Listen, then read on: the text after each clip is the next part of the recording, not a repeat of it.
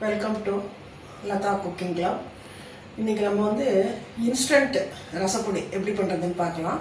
இந்த ரசப்பொடி ரெடி பண்ணி வச்சுட்டாக்கா வெறும் வெந்நீரில் இந்த தேவையான இந்த பொடியை போட்டு கொதிக்க வச்சாலே ரசம் ரெடி ஆகிடும். தக்காளி மட்டும் அதில் போட்டுண்டா போகிறோம். அதில் வேறு ஒன்றுமே சேர்க்க வேண்டாம். வெறும் வெந்நீரில் இந்த பொடி போட்டாலே ரசம் ரெடி ஆகிடும். அது எப்படி பண்ணுறதுன்னு பார்க்கலாம். இது வந்து ட்ராவல் அடிக்கடி போகிறவளுக்கு வெளியில் சாப்பாடெல்லாம் ஒத்துக்காமல் இருக்கும். அவளுக்கு ஒரு சாதம் மட்டும் வச்சுட்டோம்னா கூட ரசம், இது வந்து ரசம் கூட வைக்கணுன்றது கொஞ்சம் கஷ்டம் இல்லையா? அதனால் இது எல்லாமே இதில் இருக்கும். வெந்நீரில் இதை போட்டு கொஞ்சம் அதை கொதிக்க வச்சாலே போகிறோம். அதே மாதிரி வெளியூரில் வெளிநாட்டில் எல்லாம் தங்கி படிக்கிற குழந்தைகளுக்கு இது ரொம்ப வசதியாக இருக்கும். அது வந்து படிக்கிறதுக்கு தான் அதுங்களுக்கு டைம் இருக்குமே தவிர சமைக்க அதுக்கெல்லாம் அதுங்களுக்கு நேரம் இருக்காது. அந்த குழந்தைகளுக்கெல்லாம் இது கொஞ்சம் வசதியாக இருக்கும். சாதம் மட்டும் வச்சுட்டா போகிறோம். வெந்நீர் ரெடி பண்ணால் போகிறோம். இந்த பொடியை அதில் போட்டு பொங்க வச்சு அப்படியே ரசம் பொங்கிறது பற்றியெல்லாம் அந்த மாதிரி பொங்கின உடனே இறக்கி வச்சுட்டாலே ரசம் ரெடி ஆகிடும். அது எப்படி பண்ணுறதுன்னு இப்போ பார்க்கலாம். இதுக்கு வந்து தேவையான பொருள் பார்த்திங்கன்னா 1 கப்பு துவரம்பருப்பு. எந்த கப்பில் நம்ம அளந்துக்கிறோமோ அதில் எல்லாமே நான் அந்த அளவே சொல்கிறேன். 1 கப்பு துவரம்பருப்பு. இது வந்து 100 கிராம் இருக்குது. இது வந்து 200 தனியா, 50 சீரகம். 100 கிராம் பருப்புக்கு நம்ம 50 சீரகம் எடுத்துட்டுருக்கோம். அதுக்கும் கொஞ்சம் கம்மியாக தான் மிளகு எடுத்துட்டுருக்கோம். காஞ்ச மிளகா ஒரு 7-8 காஞ்ச மிளகா எடுத்துட்டுருக்கோம். இதுதான் வந்து இதுக்கு அரைக்கிறதுக்கு. அப்புறம் முக்கியமாக வந்து புளி. அந்த புளி வந்து புளியும் போட்டு நம்ம அரைச்சிட போகிறோம். இது வந்து நான் ஒரு பெரிய எலுமிச்சங்காய் அளவுக்கு எடுத்துக்கிறேன். இது பாருங்கள், ஒரு எலுமிச்சை சைஸு புளி. இதையும் நம்ம இதில் போட்டு வறுத்துக்க போகிறோம். இது ஒன்றா தனித்தனியாக வறுக்கணும். இது எப்படின்னு பார்த்துக்கலாம். முதல்ல துவரம்பருப்பு வறுத்துக்கலாம்.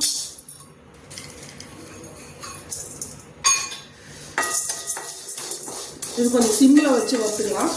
ஏன்னா கருகி போயிடக்கூடாது. கருகினாக்கா வந்து நல்லா இருக்காது. நிறமும் மாறாமல் இருக்கணும், அதே சமயம் வந்து வறுபட்டு இருக்கணும். அதனால் இது உங்களுக்கு இது வந்து இந்த எவசில்வர் கடாயிலெல்லாம் பண்ணினாக்கா இது கொஞ்சம் கருகி தான் போயிடும். அது அதனால தான் நான் இந்த இண்டாலியன் கல்கத்தா கடாயில் பண்ணுறேன். இது கொஞ்சம் அடியும் ஸ்ட்ராங்காக இருக்கிறதுனால இது வந்து கருகி போகாது, நிறம் மாறாது. அதனால தான் நான் இதில் நீங்களும் இதே மாதிரி கடாயில் வறுத்துனீங்கன்னா நல்லாயிருக்கும். இல்லைன்னா ரொம்ப சிம்மில் வச்சுக்கணும். சில கடாய் தான் இருக்குது அப்படின்னாக்க இது பாருங்கள், இது வந்து லேசாக சூடு வந்திருக்கு. இன்னும் கொஞ்சம் வதக்கிக்கலாம். இதை வதக்கி எடுத்துகிட்டு சொல்கிறேன். இது பாருங்கள், நல்லா செவந்து எடுத்தாச்சு. இப்போ இதை வந்து அடுத்தாப்பில் தனியா வறுத்துக்கலாம். இதுவும் கொஞ்சம் நல்லா செவக்கவே வறுபடுத்தோம். கலர் மட்டும் மாறிடக்கூடாது, கருப்பாகிடக்கூடாது. இது பாருங்கள், இது கருப்பாகாமல் இருக்கணும். அதுதான் பொடி வந்து கலர் நல்லா இருக்காது இல்லையா? அதனால தான். இப்போ இதுவும் கொஞ்சம் நல்லா செவக்க வறுத்துண்டு இது வந்து என்னென்னா எல்லாமே ட்ரையாக வறுத்துக்க வேண்டியதான். எண்ணெய் செலவும் கிடையாது. எண்ணெயில் வறுத்து சீக்கிரம் கெட்டு போயிடுங்கிற அந்த பிரச்சனையே கிடையாது. இது ட்ரையாக நம்ம வந்து ஃப்ரை பண்ணுறதுனால எத்தனை நாள் இருந்தாலும் ஒன்றும் கெட்டு போகாது. இப்போ இது கொஞ்சம் செவக்க வறுத்துட்டு 1 by 1 இது எல்லாத்தையும் போட்டு வறுத்துக்கலாம். பாருங்கள், இது நல்லா வறுத்தாச்சு. இதையும் இதில் கொட்டிக்கிறேன்.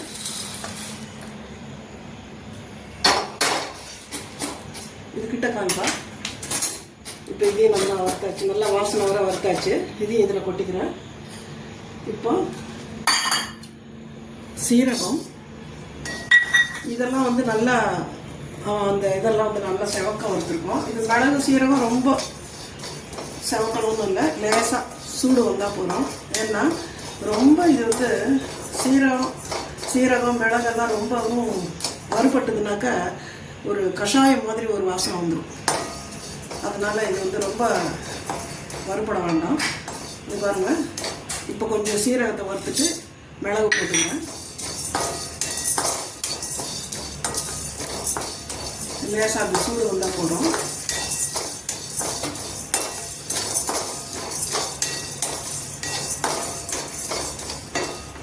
பாருங்கள், கிட்ட காமிக்கிறேன்.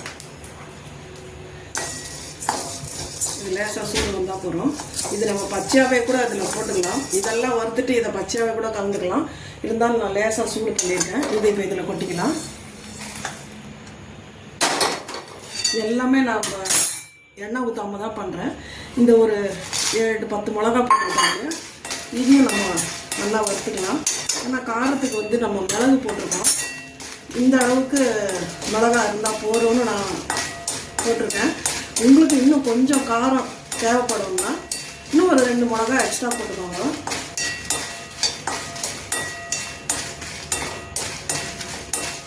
இதுவும் வந்து அதே மாதிரி தான். கொஞ்சம் சூடு வரணும். அதே சமயம் பச்சையாக இல்லாமல் கொஞ்சம் நல்லா வந்து மொறுமொறுன்னு ஆகணும். ரொம்ப சிம்மில், இது பாருங்கள், அடுப்பு காமிச்சிங்கன்னா அடுப்பு காமிப்பா ரொம்ப சிம்மில் தான் நான் வச்சுருக்கேன். பெருசாகவே வைக்கல. இதில் வச்சு வறுத்தா தான் உங்களுக்கு வந்து சரியாக வரும்.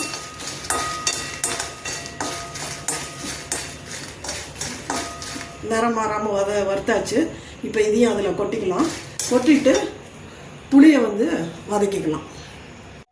இப்போ இந்த புளியை இதில் நல்லா வதக்கிக்கலாம். இதில் வந்து கொட்டை எல்லாம் இல்லாமல் நல்லா பிச்சு போட்டுட்டு, இது பாருங்கள், இந்த மாதிரி நாரெல்லாம் இல்லாமல் எல்லாத்தையும் எடுத்துருங்க. நான் வந்து எல்லாம் 100 கிராம் அளவு எடுத்திருக்கேன். அதுக்கு இந்த அளவு புளி சரியாக இருக்கும். அப்படியே புளி வந்து உங்களுக்கு கம்மியாக இருக்கும் போல் இருந்ததுனாலும் தக்காளியில் நம்ம வந்து புளிப்பு சேர்த்துக்கலாம். அதனால தான் நான் ரொம்ப புளி வேண்டான்னுட்டு, ஏன்னா நம்ம தக்காளி அதில் போடுவோம். தக்காளி அரைச்சும் விடலாம், இல்லைன்னா தக்காளி வந்து நல்லா புழிஞ்சு விடலாம். இல்லை அப்படியே உங்களுக்கு தேவைப்பட்டதுனாலும் லெமன் புழிஞ்சிக்கலாம். நல்லா இந்த ரசத்தை வச்சுட்டு வெந்நீரில் நல்லா பொங்க வச்சு எடுத்து வச்சுட்டு கொஞ்சம் ஆறின உடனே எலுமிச்சம்பழத்தை புழிஞ்சிக்கலாம் அதில். அதனால தான் நான் வந்து அந்த இதெல்லாம் இருக்கிறதுனால நான் வந்து புளி கம்மியாக போட்டிருக்கேன். இது பாருங்கள், இது கொஞ்சம் நல்லா, இது கொஞ்சம் மற்றதெல்லாம் வதக்கிற மாதிரி இது பண்ண முடியாது. இது கொஞ்சம் நாழி ஆகும். இது பாருங்கள், இந்த ஈரப்பசையே இருக்கக்கூடாது. தனித்தனியாக வந்து இது வரணும். இந்த புளி அந்த அளவுக்கு இதை கொஞ்சம் பொறுமையாக தான் இதை வதக்கி எடுக்கணும். இது கொஞ்சம் நல்லா வதங்கட்டும். வதங்கினோடனே ஆற வச்சுட்டு அரைக்கலாம். பாருங்க, இதை வந்து வதக்கியிருக்கேன். இப்போ கொஞ்சம் ஒரு புடி அளவுக்கு கருவேப்பிலையும் இதிலே போட்டுக்கிறேன். கருவேப்பிலையும் போட்டுட்டு இதையும் சேர்த்து இதோட நல்லா நம்ம சூடு வர நல்லா அதை வதக்கணும். இது கொஞ்சம் இந்த வெறும்னா இந்த புளி வந்து வதக்கும் போது கொஞ்சம் அடியில் போய் ஒட்டிக்கிறது இல்லையா இரும்பு சட்டியில், அது கொஞ்சம் நம்ம வதக்கிறதும் கஷ்டமாக இருக்கும் வறுத்து எடுக்கிறது. அதனால் இப்போ இந்த சூட்லேயே கருவேப்பிலையும் போட்டுக்கிட்டோம்னா அதுவும் நல்லா இதோடு சேர்ந்து நல்லா பொரிஞ்சு வந்துடும். வாசனைக்கு கொஞ்சம் இந்த பச்சை நிறம் போக இதை கொஞ்சம் நல்லா வதக்கிக்கலாம். வதக்கிட்டு எல்லாமே ரெடி ஆகிடுது. இது வதக்கினோடனே இதை அரைக்க வேண்டியதான். நல்லா ஆற வச்சு அரைக்கணும். இது கொஞ்சம் வதங்கட்டும். வதங்கினோடனே இந்த பக்குவமும் எப்படி இருக்கும்னு காமிக்கிறேன். இப்போ பாருங்கள், ஒரு மாதிரி பச்சையாக தான் இருக்குது இல்லையா இலையெல்லாம். இது கொஞ்சம் நல்லா அந்த சூட்டில் இன்னும் கொஞ்சம் வதங்கட்டும். வதங்கின உடனே உங்களுக்கு காமிக்கிறேன். இங்கே பாருங்கள், நல்லா புளியெல்லாம் நல்லா காஞ்சிட்டு பாருங்கள், நல்லா வதங்கியிருக்கு. அதே மாதிரி தெரியறதா உங்களுக்கு கருவேப்பிலை இப்படி வதக்கும் போதே சத்தம் கேட்குறது பாருங்கள். ஈரம்லாம் போயிடுது. புளியிலையும் துளி கூட ஈரம் இல்லை, எல்லாமே ஈரம்லாம் போயிடுது. இப்போ இதை நம்ம வந்து நல்லா ஆறட்டும். நான் இப்போ அடுப்பு அணைச்சிடுறேன். போகிறோம். இதோட வந்து இதுவும் கொஞ்சம் ஆறட்டும். இப்போ இதுலேயே இருந்தது இந்த சூட்லேயே இன்னும் கொஞ்சம் வதங்கினாலும் ஒன்றும் பிரச்சனை இல்லை. இது கொஞ்சம் நல்லா ஆறட்டும். இதை நான் ஆறின உடனே இது எல்லாமே நல்லா கொஞ்சம் ஆறின உடனே நான் பொடி பண்ணி எடுத்து வச்சிடறேன். கொஞ்சம் நரம் தான் இருக்கணும், ரொம்ப நைஸாக இல்லாமல். நைஸாக இருந்ததுன்னா நல்லா இருக்காது, ரொம்ப குழம்புன்னு ஆகிடும்.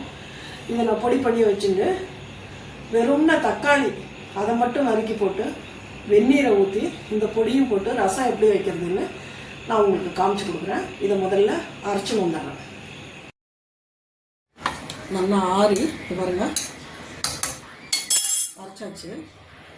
நல்லா ஆறி போய் எடுத்து அரைச்சாச்சு. இப்போ இதை மஞ்சள் பொடி இதில் போட்டிருக்கேன். நான் இந்த அளவு போட்டிருக்கேன், ஒரு அரை ஸ்பூன் இருக்கும். இந்த அளவு மஞ்சள் பொடி அதில் போட்டேன்.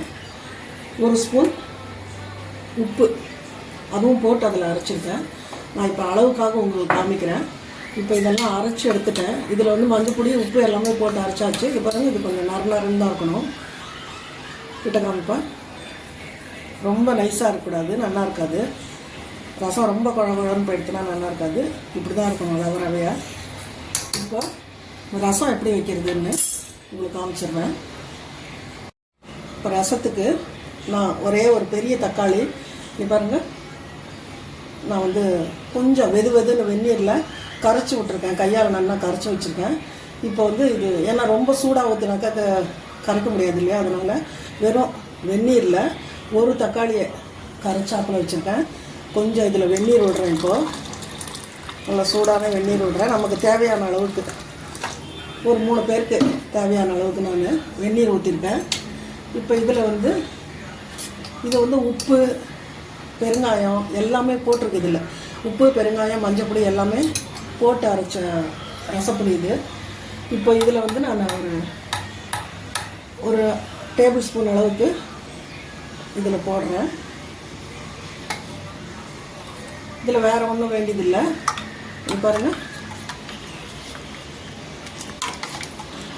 ஒரு இந்த சின்ன கரண்டியில் ஒரு அரை கரண்டிக்கு நான் அந்த ரசப்பொடி போட்டிருக்கேன். வெறும் தக்காளி வெந்நீர். இப்போ இதை நம்ம வந்து அடுப்பில் வச்சு கொதிக்க வச்சிடலாம். இதுக்கு வேறு எதுவும் வேண்டாம். ஒரு தாளிப்பு தேவைன்னா அந்த தாளிப்பு போட்டால் போகிறோம்.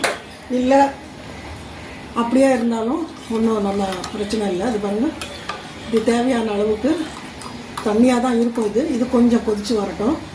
அப்படி உங்களுக்கு தேவைன்னா பருப்பு வேக வச்சுருந்தோம்னா அது பருப்பு கொஞ்சம் தண்ணியாக இதில் கடைசியில் இது நல்லா கொதிச்ச உடனே பருப்பு தண்ணி ஊற்றிக்கலாம். இது தேவையே படாது பருப்பு தண்ணி, ஏன்னா இதுலேயே வந்து துவரம் பருப்பு எல்லாம் வறுத்து தான் நம்ம போட்டிருக்கோம். அதனால் பருப்பு தேவைப்படாது. அப்படி வேணும், இன்னும் கொஞ்சம் டேஸ்ட்டு கூடுதலாக வேணும் அப்படின்னாக்கா பருப்பு ஜலம் ஊற்றிக்கலாம். இது மட்டும் இப்போ கொதிச்சா போகிறோம். இப்போ கொதித்த உடனே நான் காமிக்கிறேன். தேவைன்னா இன்னும் கொஞ்சம் பொடி போட்டுக்கலாம். எனக்கு போகிறோன்னு நினச்சி தான் நான் விட்டுருக்கேன். உங்களோட டேஸ்ட்டுக்கு ஏற்ற மாதிரி நீங்கள் உங்களுக்கு எத்தனை பேருக்கு தேவையோ அந்த அளவுக்கு நீங்கள் பொடி போட்டுக்கலாம். இப்போ கொஞ்சம் கொதிக்கட்டும். கொதிச்ச உடனே காமிக்கிறேன். பாருங்கள், ரசம் நல்லா கொதிச்சுடுத்து திக்காகவும் ஆகிடுது. இப்போ நான் அடுப்பை அணைச்சிடுறேன். கொஞ்சமாக கொத்தமல்லி போடுறேன்.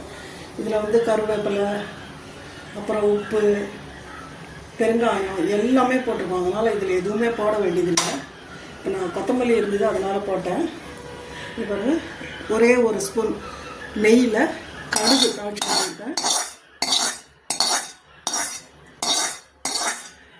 அதை இதில் சேர்த்துக்கிறேன்.